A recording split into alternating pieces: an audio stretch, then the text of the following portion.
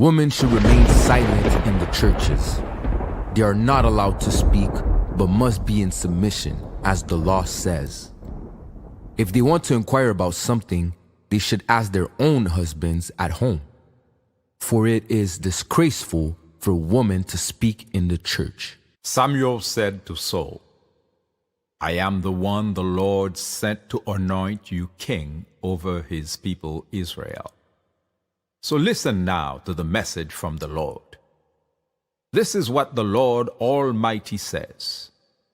I will punish the Amalekites.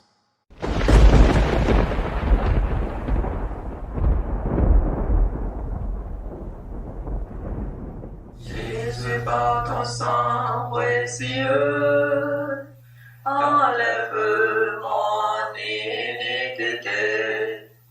Regarde-moi sur les cieux, dis-moi que tu m'as pardonné. J'ai longtemps erré cœur rebelle, mais j'entends ta voix qui m'appelle. Au pied de ta croix maintenant, tout confus, brisé, je me rends. Blanc, blanc, plus blanc que neige, blanc, blanc, plus blanc que neige, lavé dans le sang de l'agneau, je serai plus blanc que la neige. Now go, attack the Amalekites, and totally destroy all that belongs to them. Do not spare them.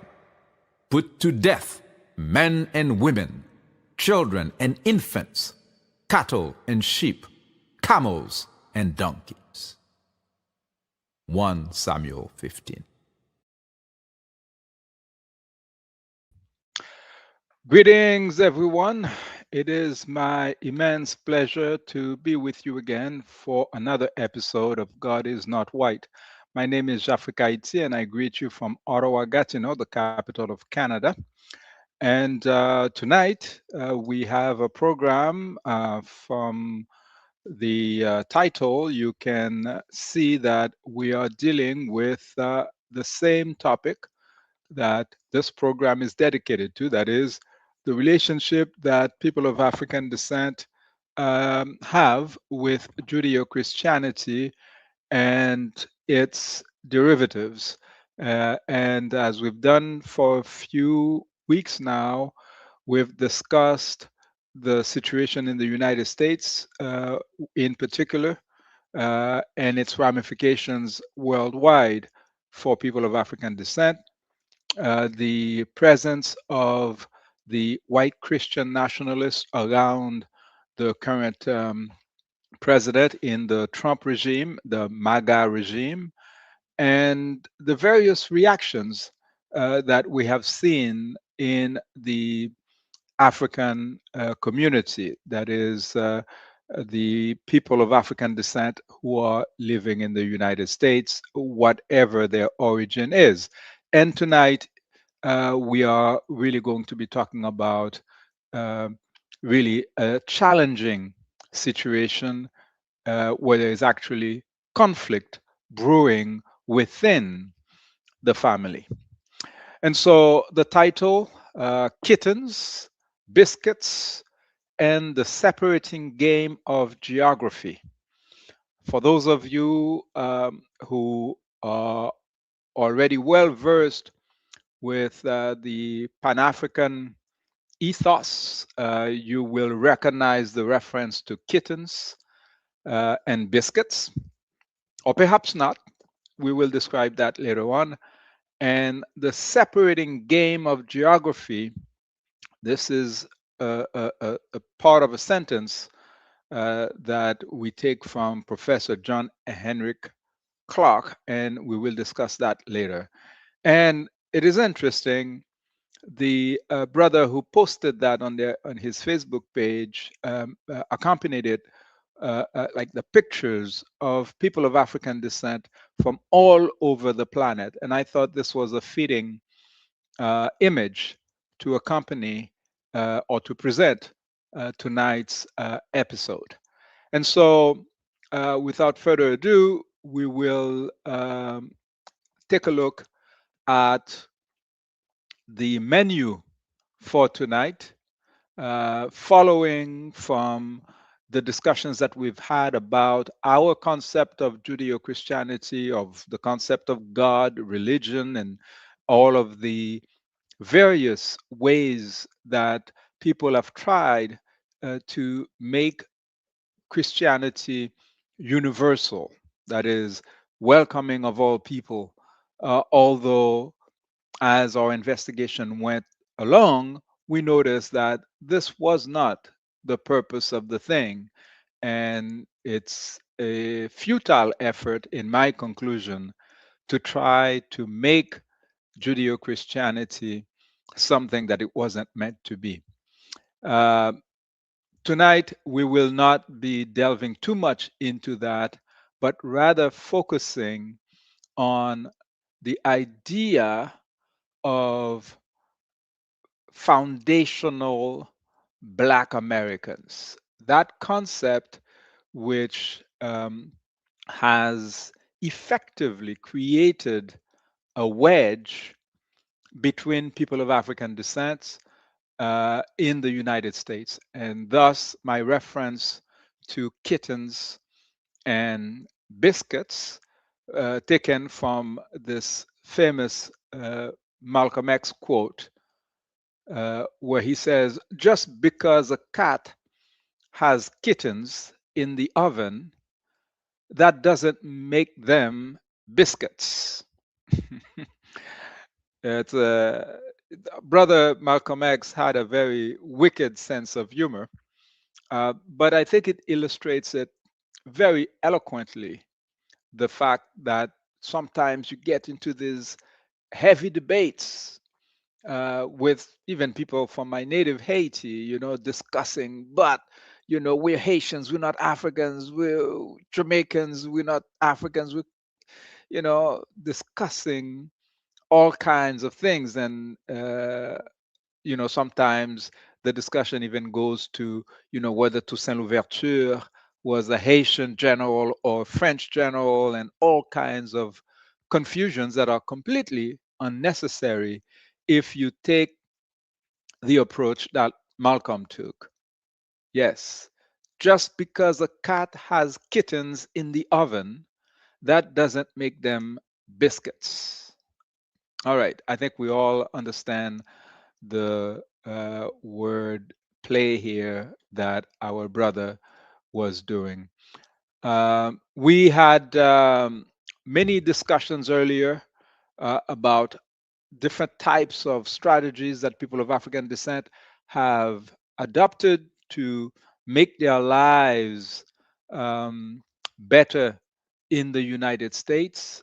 But of course, we will all agree that these are particularly challenging times. And so this is what this discussion is about. So, what is foundational Black American? It is a term that was coined by Tariq Nasheed in the English language, okay, in January 2019 to describe descendants of Africans enslaved in the United States. And if you go on the website of the organization associated with Mr. Nasheed, you will see a wealth of information and even historical references to what backs their position. And I invite you to go on the website to investigate this further. But just one quote here from the website directly. In 1526, Spanish colonizer Lucas Vasquez de Ayllón brought the first documented enslaved Black people to the shores of what is now the South Carolina and Georgia coastline. Shortly after their arrival, these enslaved Black people courageously revolted against their captors, leading to the collapse of the Spanish settlement. The surviving Spaniards retreated to the Caribbean, leaving behind the liberated Black people. These freed Black people integrated with local Native American societies, marking a pivotal and often overlooked chapter in the lineage and cultural evolution of foundational Black Americans. Now, of course, when you take a look at this quote and all other information that is provided on the website, you can understand the preoccupation of some people in the United States uh, that oftentimes their grievances get buried among a number of other related grievances, and therefore they wanted to make a stand specifically for the folks who have deep roots in the United States, or what is now called the United States of America, realizing, of course, that these states at different times had, belonged to France, and or France stole a part of it, Spain stole a part of it, the British stole a part of it, and then the United States. So, but we're not going to go into that detail here. Suffice it to say, they've made the case that there are Black people in the United States who can trace their origins all the way back to 1526. You know, that's all fine and dandy if we're talking about history. However, the current climate is quite different in terms of what we are facing, people who are visibly African in the United States. And I add, not only in the United States, as you will see, but in white North America and in Europe, where more and more these places are becoming hostile to people of African descent. Not that we can even remember any time when they weren't hostile, but yeah, the volume is up, and it's been up for quite a few years now. Okay, so if we take a look at just the violence related to immigration, or the ICE entity in the United States, if you look at the fact that in 2025 and 2026, where we are only in February, there are a number of individuals who have been killed by the state. I would dare say that we are not in normal times, but rather in a very difficult period, I would even say in a state of emergency. ICE has killed 9 people so far in 2026. Alex Pretty, Rene Good, Keith Porter, um, Heber Sanchez Dominguez, Victor Manuel Diaz, Paradi La, Luis Bertrand Yanes Cruz, Luis Gustavo Nunes Caceres, and Geraldo Lunas Campos.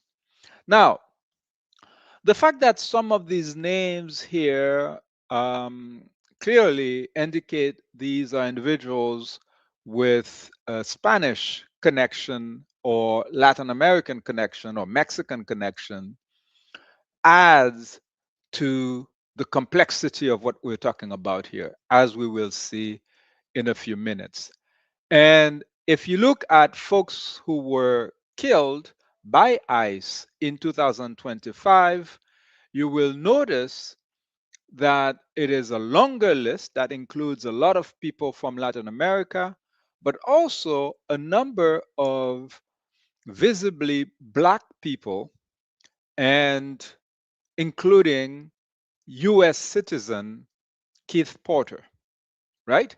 So there is this picture here on the slide titled "The Erasure of Black Victims of ICE."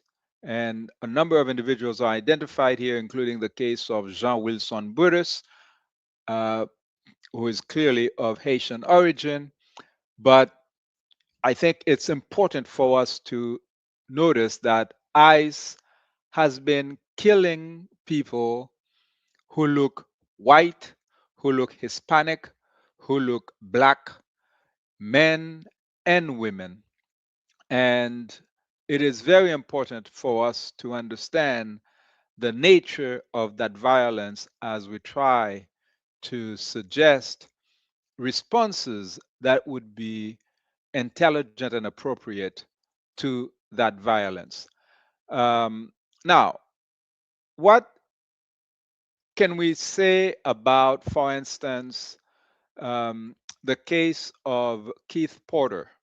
You can go and investigate it further, but one thing that I think is worth highlighting in the case of Keith Porter, and that also might have added to the animosity within the group of victims, okay, because that's how I identify all the folks who are falling by the violence of ICE.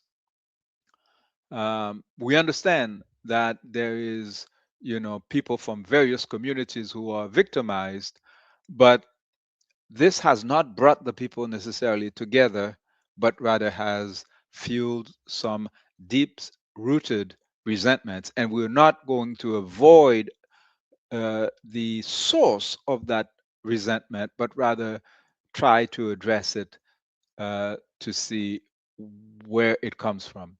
So in the Times, we read that last month they identified the officer as Brian Palacios, okay, the officer who shot 3 times and killed Keith Porter. He lived in an apartment a short distance from where Porter was killed and was previously accused during a custody dispute of child abuse and making racist remarks about Black and Latino men, according to court records reviewed by the Times.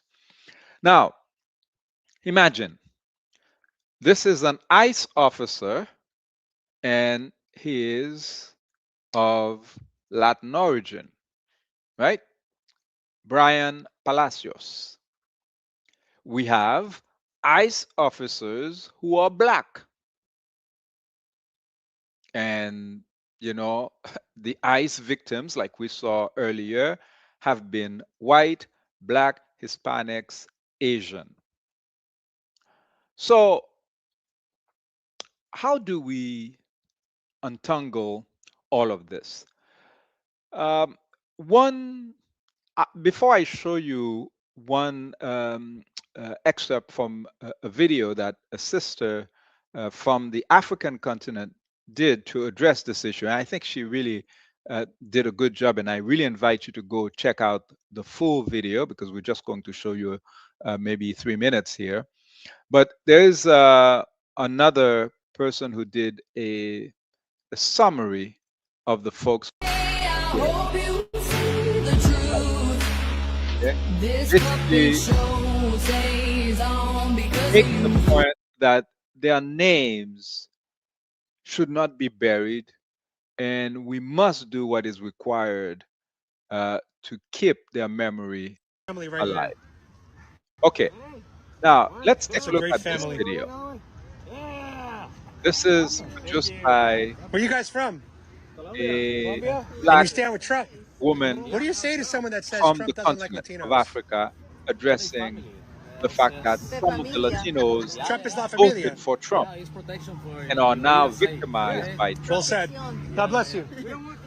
Did you all see all of these images that are coming out of Los Angeles? For those that don't know, there was a major ICE operation. Y la comunidad, la gente, they were not messing with it. So it sparked some protests, and law enforcement responded to those protests like this, with people wearing tactical gear, throwing tear gas at the protesters, and just creating fear around the community. Donald Trump said, hey, Governor Newsom, since you can't keep your citizens safe during these damn ICE riots, I'ma send 2,000 National Guard members to come get on that ass. Why are y'all acting like ICE just up and decided to deport people? Donald Trump won the presidency, and not only that, he told y'all what he was gonna do. I will not be going out there and protesting. I will not be putting my body on the line. I will be doing what I can in other ways, but as a Black woman, after those election results and also after a lot of the racism I've experienced from the community that is currently being targeted, I am not going to go outside and put my body and my safety on the line. The fact that the National Guard had to be deployed in California because illegal migrants, yes, illegal, felt entitled to stay in a country they've entered in unlawfully shows just how weak and delusional America has become. Let's be real. Try this in China or Russia and see how long you last. You'll be met with swift consequences, expeditiously. But here, we negotiate with lawbreakers and coddle them with protests. What's even worse is that American citizens, yes, our own people, are joining in. That's not compassion. That's madness. What's up, everybody? Welcome back to the channel. I hope you guys are doing amazing. Thank you so much for clicking on this episode. I really do appreciate your love and support on this channel. So on our today's episode, there have been ICE mass protests in LA. And this is after, ICE have been just grabbing people on the streets, from schools, from churches, from immigration offices. And honestly, this is just crazy. I never expected this is how it's gonna go. But one thing that I can say is that Hispanic people were actually warned by the Black Americans and they never listened. And a good number of them decided, you know what, we're just gonna vote against our self-best interest because we want so bad to fit in the white community. And even like this woman that was for Latinos for Trump, now they're coming out here saying that this is not what we actually voted for. And I mean, did Black Americans not tell you? Did they not warn you? But you are out there very loud about being a Latino supporter for Trump. You are out there pulling masses and Latino masses to come and support Trump. And that is what actually happened. Now, you people out there protesting on the streets. And it's because of the choices that you made. Now people are facing consequences of their choices. People are being deported. But most people want to come and say, this is not what we actually voted for. What did you vote for? For other people to be hurt by the Trump policies, by the policies that were actually on Project 2025 that are now taking place? You didn't listen to people when they were like educating you about Project 2025, and now you're facing the consequences. So I want us to watch these videos together, guys. Every clip and every stitch that you'll be seeing on our today's episode, credits belongs to the original creators of these videos that you're seeing on your screens. If you're coming across this channel, my name is Gracie D. Kindly consider subscribing to this channel. So let's just dive right ahead and come back with more commentary. This is Florida. Okay, so like I said, Gracie D's video is quite interesting. And it's called, I really encourage you to go and look for it on YouTube. It's about Black Americans and, the Latino community facing ICE, okay? So now let's go back to the slide presentation and, this video that we just watched, like I said, is one source that we need to consult, but there are many others that we will see in the presentation. And there's a part in that video where you can see a sister, a Black American sister, saying ICE raids warning African Americans to stay out of it, okay, to not participate in the anti-ICE demonstrations. A position with which I disagree. But like I said, although I disagree with this position or this conclusion, I think the argument is worthy of analysis. A point of view that I agree with is what you will find in the laprogressive.com website, the article titled "The Folly of So-Called Foundational Black Americans." This is a text penned by Mark Fanchet, and there's quite a lot of important statements and information in that article. So-called foundational Black Americans may tell themselves they are noble protectors of ancestral legacy, but they are in fact little different from European groups in this country that conceptualized white privilege and tried to reserve it for exclusive groups. There are many elements of that article that I really would encourage you to take a look at and consider. Now, how do we explain this? Folks who are originally from Cuba, from Venezuela, even from Haiti, who are working for ICE, terrorizing other people who have lived experiences that are so similar to their own. That is, they were forced to leave their own territory because of political, economic, all kinds of strife, oftentimes linked to US foreign policy, which is something else we need to discuss. But everybody's focused on this. How come you are from that community and you are allowing the machine, the killing machine, the MAGA machine, the criminal regime, the white supremacist powers in the United States today to use you to go and terrorize your fellow human beings? Well, I think LBJ, Lyndon B. Johnson, former US president who came to power after the dramatic assassination of President Kennedy, he has a very clear explanation for this phenomenon that is not particular to the United States. You will see echoes of that in many other situations. But Johnson says, so this is from one of his assistants who reported this. And if you go on Snopes.com, you'll see the fact checker, how they identified and the history of that quote. So we have good reason to believe that it's an actual quote.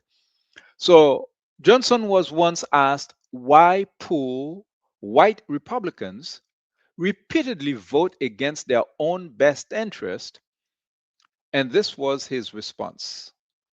And I quote, "If you can convince the lowest white man he is better than the best colored man, he won't know you're picking his pocket. Hell, give him someone to look down on and he'll empty his pockets for you." End of quote. Now, if you replace lowest white man with better off Latino in the United States, or better off Haitian, or light-skinned Haitian, or, you can just have the same sentence.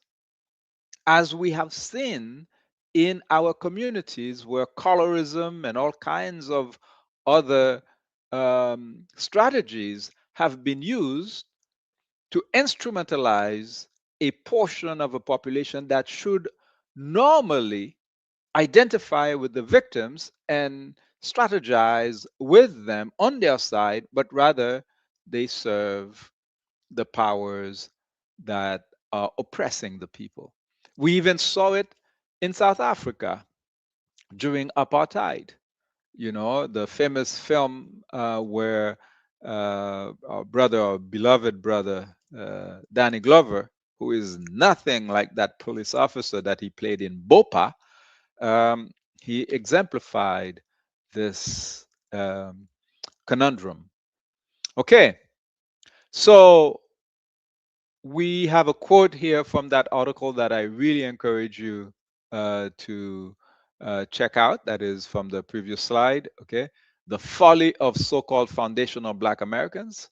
That's this following quote is from that article where they say, back when America was great, being of European descent was not enough to make you white. Privilege belonged only to the Anglo-Saxon and the other European immigrants, the Poles, the Irish, the Italians, the Jews, etc., were abused and exploited. You could also add the Japanese, the Chinese, etc. The fact is, if there was a time where the expression we are all in the same boat should be taken seriously, it is now. Now, that doesn't mean we are all in the same situation on the boat. However, the criminal ruling class, as we have seen with the Epstein files, etc., they prey on everyone, including poor whites who are supporters of MAGA. And like Johnson mentioned, we understand exactly how they get trapped into this stupid grouping. But like I said earlier, this is not a purely American phenomenon. Of course, with the influence that the United States has on the world, it's already bad enough because we're talking about 350 million people. However, last week, I mean, basically this week, earlier this week, there was yet another, the third MAGA Canada, that's how I call it, demonstration.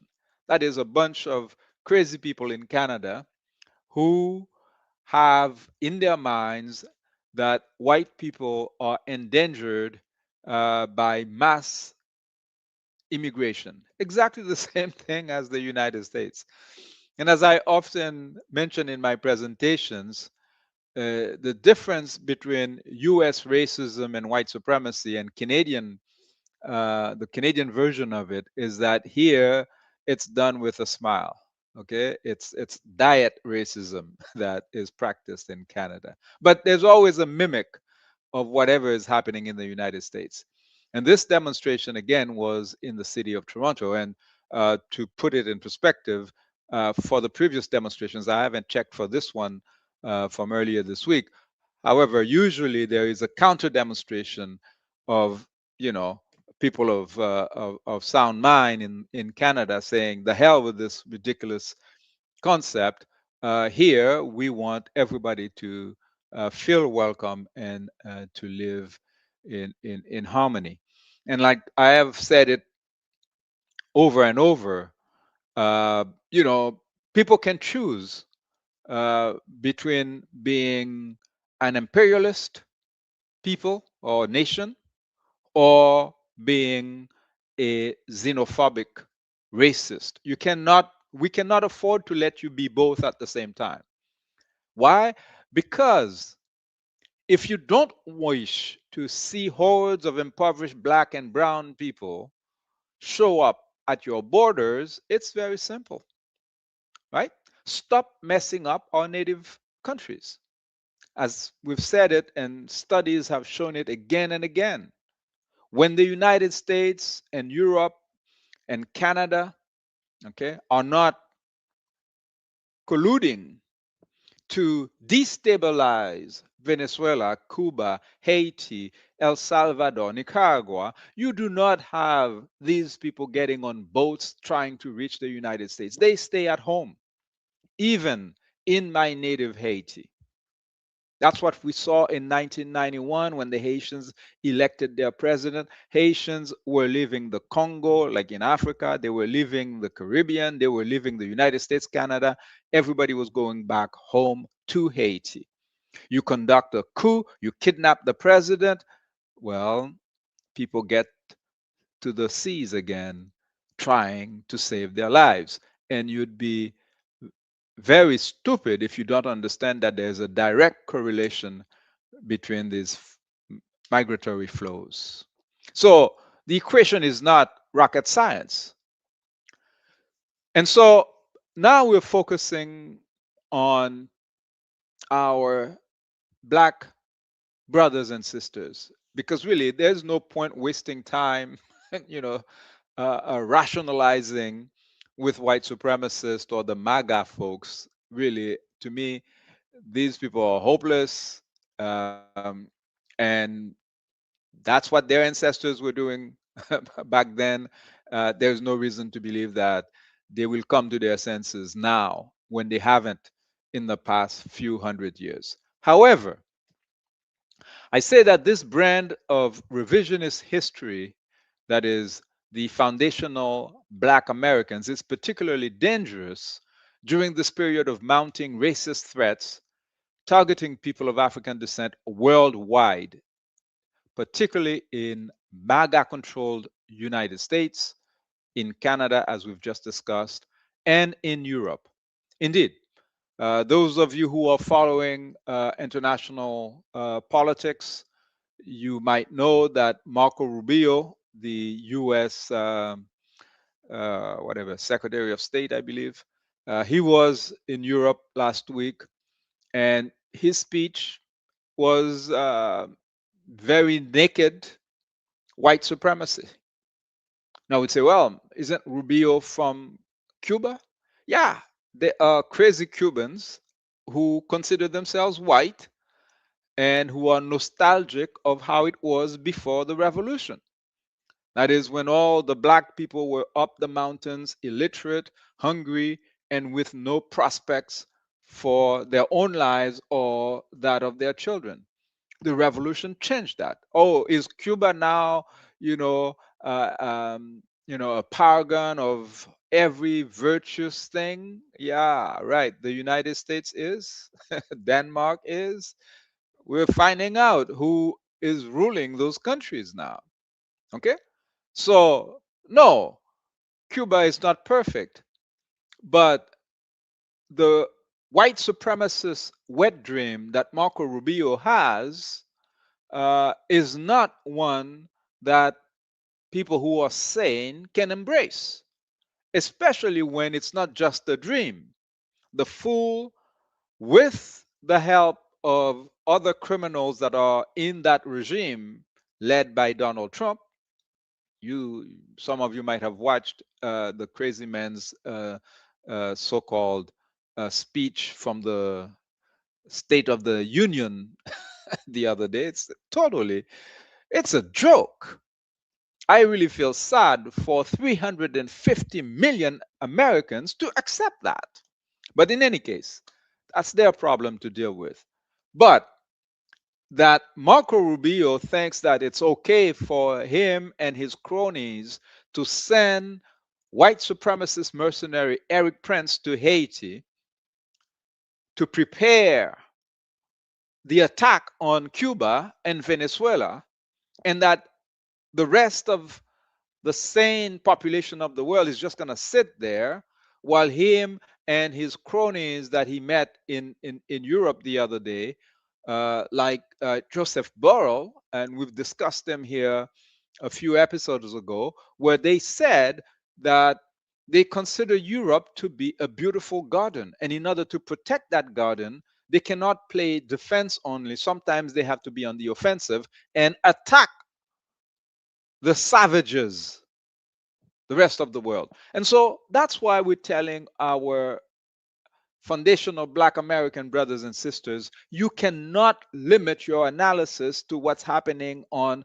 US territory, because there is a direct connection between that conflict, that manufactured conflict between impoverished and oppressed people in the United States and the oppression that US foreign policy is forcing upon people all around the world.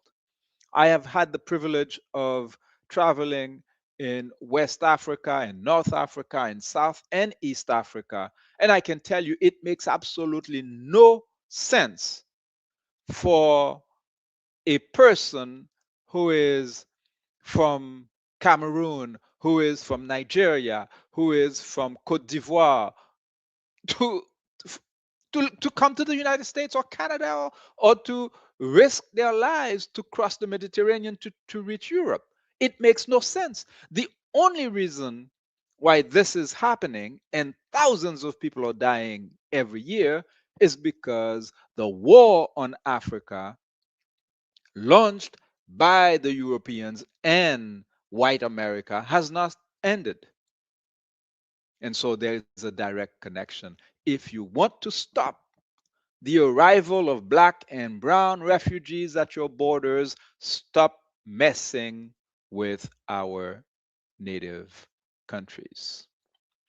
And so the elder, now who's joined the ancestor, John Henrik Clarke, his direct quote is as follows: "It's time for black people to stop playing the separating game of geography, of where the slave ship put us down. We must concentrate on where the slave ship picked us up."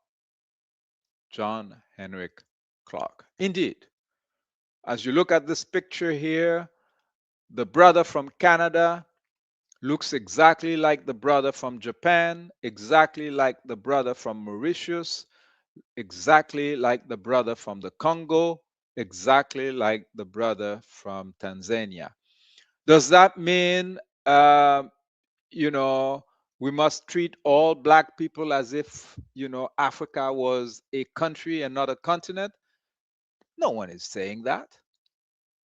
But family is family.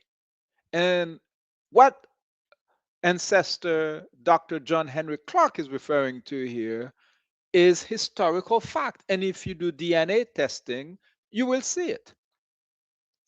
The slavers, the kidnappers, used to take a family of Africans constituted of one father, one mother, and 3 children, and they would disrupt that family, selling the mother away to Spaniards who will take her, to Colombia, selling the father away to French slavers who will take the father to Haiti, okay? Taking one of the children to Quebec in Montreal, Canada.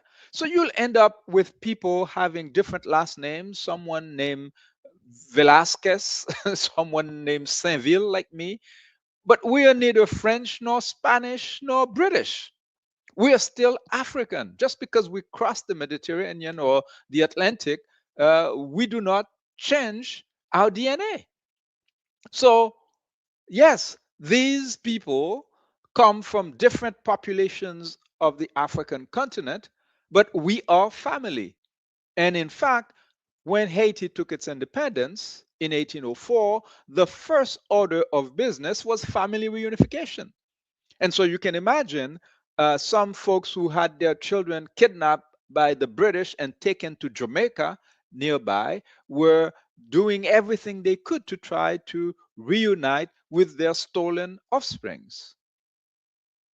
So today, when you hear, some uneducated Jamaicans saying negative things about Haitians, that's part of the virus, because they don't know that we are family in a very real sense, not some kind of hypothetical thing. Sometimes I hear people say, oh, it's just a question of skin color. No, it's not just skin color. We are family in a very real sense. And you go back to a few generations and you will see when you do your DNA testing that your cousins are in Trinidad, whether you're born in Haiti, in Dominican Republic, or whatever. We are family. And it is a beautiful thing that love is stronger than death. But what does that mean for those who are not of African descent? Well, I think it behooves all of us to try to correct the crimes that have been committed, especially as today we are talking in February. This is Black History Month, and a lot of these things that were created for good reason have been trivialized and taken up by the very criminals who created the situation. And so, Sister Betty Shabazz, the beautiful, majestic, brave widow of Malcom X, is quoted here saying, "I am the widow of a man who has been misunderstood." And so it's very important to read this quotation. I will take some time here to spend to read this because I think it's important. Dr. Betty Shabazz didn't just lose a husband when Malcolm X was assassinated in 1965. She lost a partner, a father to 6 daughters, and a man whose legacy would be twisted, sanitized, and weaponized by the same forces that wanted him dead. For decades, she watched Malcolm be reduced to a radical, a violent counterpoint to Martin Luther King Jr., a symbol stripped of his evolution, his intellect, his Pan Africanism, and his unwavering commitment to self determination for Black people globally. The man who studied economics, history, and liberation movements, the man who built coalition across continents, the man who understood that racism was not just American, it was imperial. And we are seeing it today. What makes her words so heavy is the loneliness in them. To be the widow of a man misunderstood is to carry a double grief: the loss of his life and the loss of his truth. She raised their children alone. She became an educator, an advocate, and a guardian of his memory, while the world debated whether he deserved one at all. Even now, Malcolm is quoted by people who would have opposed him in life. His image sells t shirts. His words are stripped of context, and the system he critiqued, white supremacy, capitalism, militarism, are still intact. Betty Shabazz knew this. She knew this would happen. She warned us, and still, we misunderstood him. How do we honor those we claim to love if we refuse to understand what they actually stood for? I really encourage you, and I think the brothers and sisters of African.echo. So if you go on the Facebook page of African.echo, you will see this quote. I really find that they really put it very, very well. I encourage you to check out the references. And now, another reference of misunderstanding: the Black Panther Party. In America, said Huey P. Newton, Black people are treated very much as the Vietnamese people are in other colonized, are any other colonized people, because where you were brutalized, the police in our community occupy our area, our community, as a foreign troop occupies territory. So, yes, the proverbial same boat. This is what the Black Panther Party understood. And here I would like to share with you this PBS article because there also I find that they did a very, very, very good job. And we would be remiss not to pay attention to these facts, because many of the folks who are playing this division card, not only with the foundational, Black Americans thing, but others within communities, the Dominicans who are saying they're not Black, uh, the other people in the Caribbean who are anti-Haitian, and the Haitians who harbor all kinds of ridiculous, notions of other people of the Caribbean and of Africa. All of these things, we need to uproot them. And I will propose something in the end in terms of a strategy to make some more progress on that. But let's take a few minutes to watch this PBS News. Like we'll look at maybe 2.5 minutes from it, where they're talking about how the legacy of the Black Panther Party, they tried to sanitize it and to weaponize it against the very people the Black Panther Party was fighting for. Let us watch.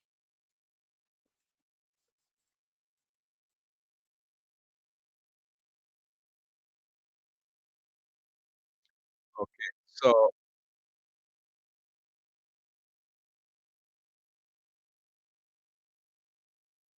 yes, their cry was Black Power. And let me show you now that video. This is a CBS piece, and we're just playing just a few minutes of it. Rather than "We Shall Overcome." One of the most prominent of these groups was the Black Panther Party. It was also perhaps one of the most misunderstood and most vilified by the white establishment. For Black History Month, that's the topic of tonight's Hidden Histories.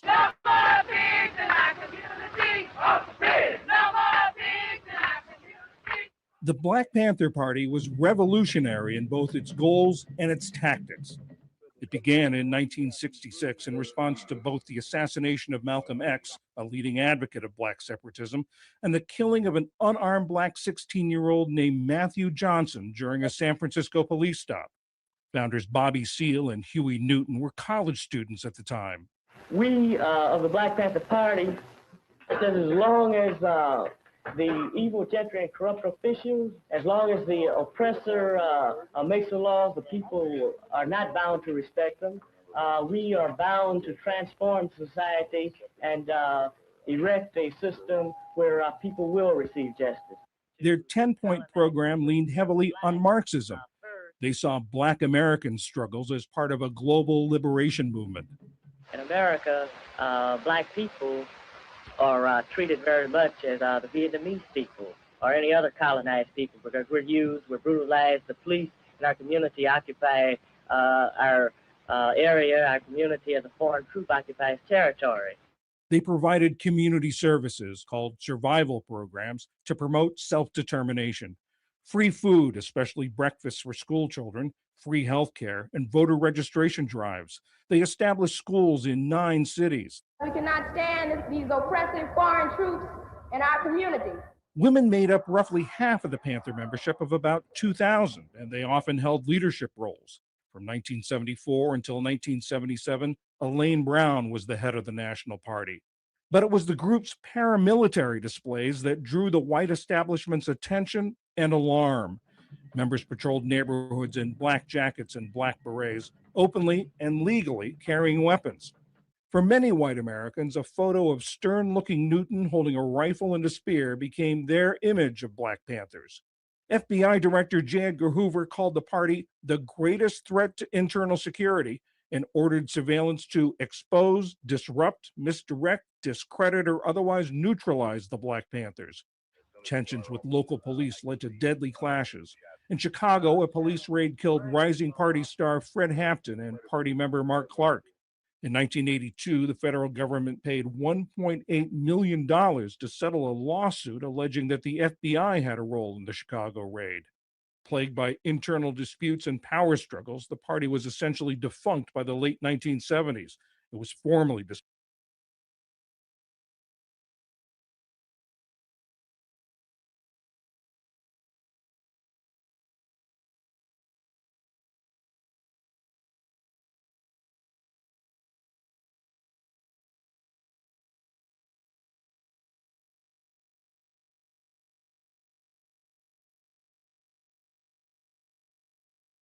like I said, the United States government spent millions of dollars in the 60s and 70s to destroy, like they've discussed here, infiltrate and destroy these movements. Not just the Black Panther Party, but these brothers and sisters were inspired by Malcolm, and only recently it was confirmed that it was a U.S. government conspiracy that murdered Malcolm X, as well as Dr. King and Fred Hampton, et cetera, et cetera. So we need to keep that in mind when we are hearing those, reports and that the return or the arrival of that term foundational Black Americans, because the end result is division of potential resistance forces. And so that means the agenda today is no different than it was in the 60s and 70s. All right. Here is a interesting quote from our brother here, Eve Engler, author of a number of mighty books, including Canada in Haiti, Waging War Against the Poor Majority, which he co-authored with Anthony Fenton. Here, his article published earlier this week, he said, 60 years ago today, Ghana's Canadian trained army overthrew leading Pan-African President Kwame Nkrumah after coup Canadian High Commissioner in Accra, C.E. McCaughey, wrote, "A wonderful thing has happened for the West in Ghana, and Canada has played a worthy part." Again, I'm making the point here that when you see those agendas of white supremacy, it is never localized. Yes, the coup happened in Ghana. Yes, at the time, Britain was the colonizer who was immediately identified as culprits who were involved in overthrowing the liberator and the founder of Ghana, a brilliant man, Kwame Nkrumah, a father of Pan-Africanism. But you can see that by this quote, the Canadian bureaucrat or diplomat saying that at the time meant that there was jubilation in the white supremacist world. And the white supremacist world then wasn't some skinhead in the streets of Toronto or New York. No, it was the folks who were prime ministers, who were ministers, who were ambassadors, as it is today. All right? White supremacy was never fringe. And that's the fallacy that we've allowed ourselves to fall, and we are paying the price, because being naive about this is not going to be helpful. On this closing week of Black History Month 2026, we bow our heads to salute Dr. Betty Shabazz, Nina Simone, Anténor Firmin, Dr. Kwame Nkrumah, Jean-Jacques Dessalines, respect pour lui tout le temps, Robert Nesta Marley, Brother Bob, because all of these men and women, they did their part. Dr. John Henrik Clarke, Miryam Makeba, her spouse, her former spouse, Kwame Ture, Malcom X, and a million beautiful souls whose names remain unsung. They are worthy, they did their part, and we need to follow suit. And so I will close with a bit of a philosophical take from this posting that I found interesting. It's about an astronaut who spent 178 days in space. And after spending 178 days aboard the International Space Station, astronaut Ron Garan returned to Earth carrying something far heavier than space equipment or mission data. He returned with a transformed understanding of humanity itself. From orbit, Earth doesn't look like a collection of countries, borders, or competing interests. It appears as a single radiant blue sphere suspended in darkness. No lines divide continents. No flags mark territory. From 250 miles above the surface, every human conflict suddenly looks small, and every human connection looks unavoidable. Garand described watching lightning storms crackle across entire continents. Auroras ripple like living curtains over the poles, and city lights glow softly against the planet's night side. What struck him most wasn't Earth's power, it was its fragility.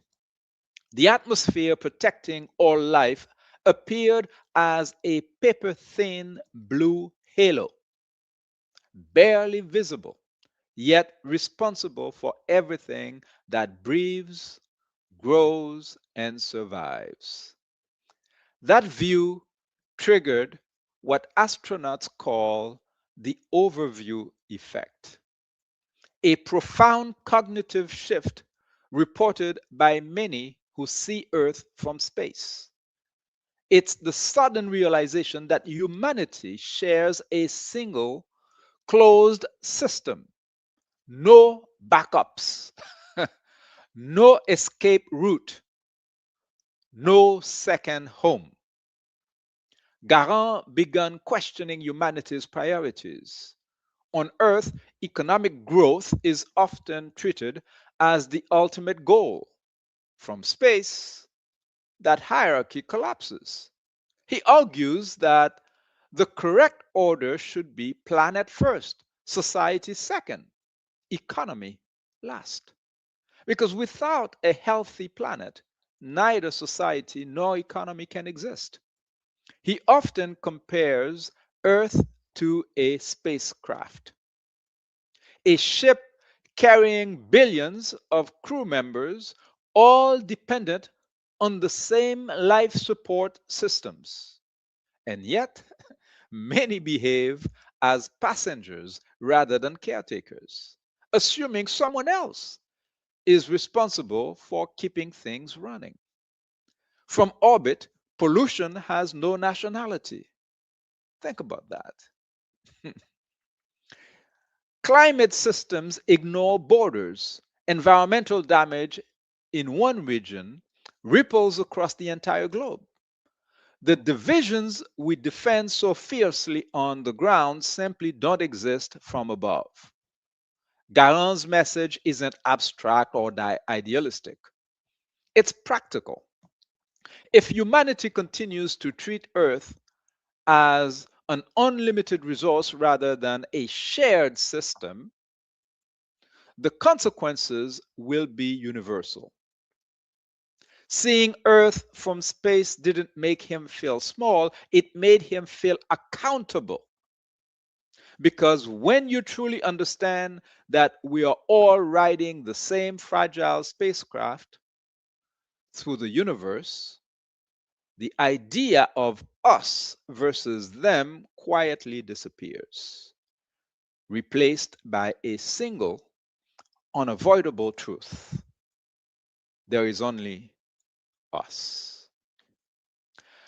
This was taken from the Facebook page of our beloved Neil deGrasse Tyson. Really enjoy a lot of great stuff from this brother. And so I will end this presentation with this final slide showing a slide here with brother Malcolm X with his family. Malcolm X, the young father, was only 39. Born May 19th, 1925, he was murdered on February 21st, 1965. Racist imperialists also murdered King when he was 39. Patrice Lumumba, he was only 35. Fred Hampton, 22, when he was murdered with his pregnant wife by his side. He never lived to see his child. Thomas Sankara, 37. Steve Biko, 32. Brother Bishop was only 39. They also dumped Rolihlahla Nelson Mandela in jail for 27 years while harassing Winnie Madikileza Mandela with children. A few references you can check out. Again, the idea is that when we work towards reparations, and it's an important element because our foundational Black American brothers and sisters are supporters of reparations. But unfortunately, instead of growing our forces by collaborating, they see it as something that needs to be carved specifically for Africans in the United States that they call foundational. When in reality, I think the more intelligent strategy is to take a look at all of the victims of the European attack on indigenous people of Africa, of Asia, of the Americas, coming together for these long overdue reparations is more logical. And our proposal with Remembré, this building that you see here with the African Sankofa bird, and as we've discussed in previous episodes, the idea is that if we want to put a dent in that lack of knowledge of self, which is causing Latinos to be pitted against other folks from the region who are either indigenous of the Americas or Africans from the continent. It's the lack of knowledge. And we say that the children who are going to school in Jamaica deserve to know the story of Tupac Amaru, okay, the revolutionary man who stood up in Peru. Just like those in Argentina need to know the story of Jean-Jacques Dessalines, the liberator of Haiti, because was it not for these Africans of Haiti, Latin America would not have been liberated as it was by Miranda and Bolivar. So what we're saying is that resistance to oppression, whether it is happening in Vietnam, in Montreal, in Ouagadougou, it is our business and we have to support it. And so in a Remembré building, which is a former Catholic church or a former Protestant church like the Church of England, all of the churches who participated in the kidnapping of Africans, the enslaving of Africans. That's what we are proposing, that they relinquish the keys to those buildings to the indigenous peoples of Africa, of the Americas, the people who were kidnapped by the Europeans. And those churches, former churches, to be transformed into healing centers, education centers, where we are going to share the biographies, the films, the documentaries, the stories of Zumbi, the stories of Casilda, the stories of Tupac Amaru, the stories of Makandal, Bookman, etc. Nanaya Asante Wa, the Jamaican Maroon, the Queen Nani. These are all our ancestors. Tecumseh. So that when we are fighting for the fact that human beings should be able to live in the United States, okay, it's not made for white people only. And it's actually ludicrous to be telling the descendants of the Maya, who we are calling today Mexicans, to get out of the United States. Like, that's their own land, for crying out loud. But in order for us to become cognizant of this, we need to know all of the stories of resistance, not just some names here and there. Like Sister Betty Shabazz said, we need to know why these people were fighting, as opposed to, simply know that, okay, on January 15th, there's a holiday. It's the Martin Luther King holiday. Now, the same hypocrites who conspired and murdered Martin Luther King are now taking the holiday and, making a mockery of the whole thing. This is all I had to share with you, brothers and sisters. I am sorry to have gone over time today. And I say thank you. And I hope that you can join us again next week for another episode of God is Not White. For those of you who understand Haitian Creole, the next appointment is this coming Sunday. And our guest is Brother Jude Jean-Francois, who has just returned from his first trip to the motherland. He was in Benin, in Ghana, I believe also Togo. So lots, and he's originally from Haiti, living in Canada. So lots of great stuff that we're going to be talking with our brother. All the best. Thank you, everyone. Ok, nous allons jouer à Identifiez-moi le personnage. Alors, nous commençons. Ici, Toutankhamon. Toutankhamon, ok. À cause de sa grosse carcasse, puis il y a comme un serpent. On y va, go. Monsieur Lamoukaji. Moi, je pense que c'est la mère à Toutankhamon. Elle n'avait pas de nom? Non, je ne me rappelle pas.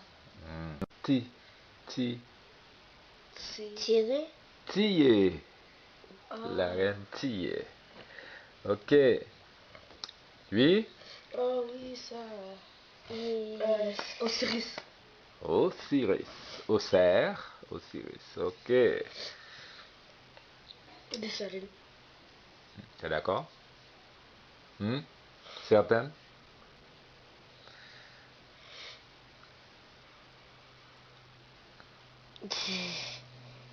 Hein? Ben, lui, il est dans mon livre de sciences. C'est Albert Einstein. Ouais. Leonardo da Vinci. Ok, maintenant nous allons voir plusieurs personnages. On y va méthodiquement. Les-mêmes. Et Christophe Colomb. Non. Définitivement pas Colomb. Henri Christophe. Et ouais. Pétion. Donc si ça c'est Pétion, ça c'est... Henri Christophe. Non. Moun qui te fait mettre ensemble pour drapeau. Dessalines. C'est ça.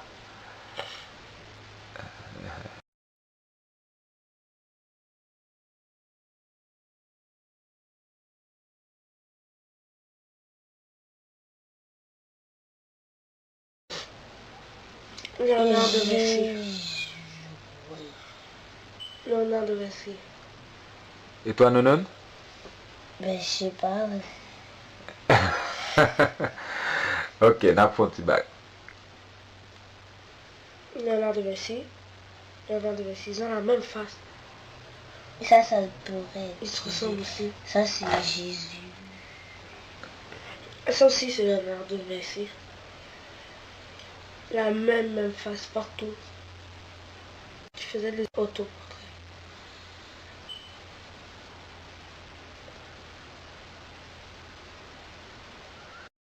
Donc, Nonon? Ça, c'est? Léonard de Vinci. Ça, c'est? Léonard de Vinci. Léonard de Vinci.